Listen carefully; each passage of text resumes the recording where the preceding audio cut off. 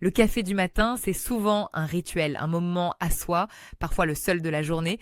Mais si je vous disais que certains cafés que l'on trouve facilement en supermarché contiennent des substances que vous n'avez probablement jamais envie de boire, encore moins tous les jours, et pourtant, des tests indépendants récents ont mis en lumière de vraies différences de qualité, parfois inquiétantes. Aujourd'hui, je vais vous parler de 7 marques de café à éviter, surtout si vous faites attention à ce que vous mangez, et de 2 marques vraiment fiables que vous pouvez consommer l'esprit tranquille.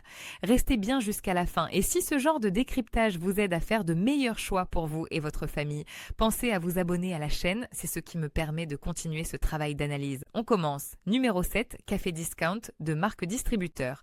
C'est souvent celui qu'on achète par réflexe, pas cher, facilement disponible, discret sur l'étagère, mais quand on regarde de plus près, on retrouve très souvent une forte proportion de robusta, des grains de moindre qualité et une torréfaction très foncée qui masque les défauts. Résultat, un café amer, agressif pour l'estomac et pauvre en arômes. Pour un café bu tous les jours, ce n'est clairement pas l'idéal. Numéro 6, les marques historiques qui n'ont pas évolué. Certaines marques françaises très connues jouent encore beaucoup sur la nostalgie, le souvenir du café de nos parents, de nos grands-parents. Mais la réalité, c'est que la qualité n'a pas toujours suivi des mélanges flous, peu de transparence sur l'origine des grains et une composition souvent riche en robusta. Le goût est plat, parfois brûlé, et ce sont souvent des cafés qui fatiguent l'organisme à long terme. Numéro 5, les cafés très torréfiés à petit prix. Quand un café est extrêmement noir, ce n'est pas toujours un gage de caractère, c'est souvent une manière de cacher des grains de basse qualité.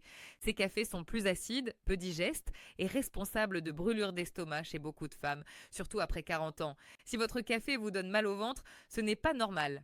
Numéro 4, les cafés qui se disent premium, sans lettres, emballage élégant, prix plus élevé, discours rassurant. Mais quand on analyse vraiment, beaucoup de robusta, peu d'arômes et une amertume excessive, on paie le marketing, pas la qualité, et votre corps, lui, fait la différence. Numéro 3, le café soluble et les sticks, 2 en 1 ou 3 en 1. Celui-ci mérite une vraie alerte. Dans beaucoup de cafés solubles, le sucre est le premier ingrédient, suivi de graisses végétales et d'additifs. La quantité réelle de café, c'est parfois dérisoire. Ce n'est plus une boisson chaude, c'est un dessert industriel déguisé. Si vous essayez de limiter le sucre pour votre santé ou votre énergie, c'est clairement à éviter. Numéro 2, les cafés tradition sans transparence. Quand une étiquette se contente d'indiquer mélange sans plus de détails, c'est rarement bon signe. Pas de pourcentage, pas d'origine précise, pas de date de torréfaction. Un café flou, au goût souvent fade ou amer et sans réel intérêt nutritionnel. Numéro 1, les capsules compatibles. Premier prix, c'est le pire choix. Manque total de traçabilité, qualité des grains inconnus et parfois même des mélanges qui ne sont pas 100% café, sans parler des capsules elles-mêmes dont la composition peut poser question avec l'eau chaude. Pratique, oui, mais clairement pas rassurante. Maintenant, la bonne nouvelle. Il existe aussi de très bons cafés, simples, sains et respectueux de votre corps. Première marque recommandée, un café 100% Arabica de qualité. Un vrai café, un seul ingrédient, le café, des grains arabica sélectionnés, une torréfaction maîtrisée, un goût doux, équilibré et surtout beaucoup plus digeste. C'est le genre de café que vous pouvez boire tous les matins sans agresser votre organisme. Deuxième marque recommandée, café bio et équitable. Si vous êtes sensible à ce que vous consommez, celui-ci est une valeur sûre. Grains bio, origine claire, respect des producteurs et un goût rond légèrement chocolaté. Moins de caféine agressive, parfait si vous êtes sensible ou si vous buvez du café l'après-midi.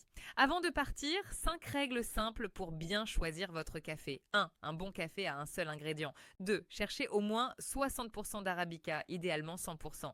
3. L'origine des grains doit être claire. 4. Méfiez-vous des prix trop bas. 5. Faites confiance à votre corps.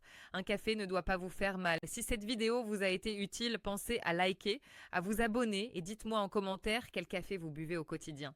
On se retrouve très vite pour un nouveau décryptage, toujours dans l'idée de mieux consommer, sans stress et en toute conscience.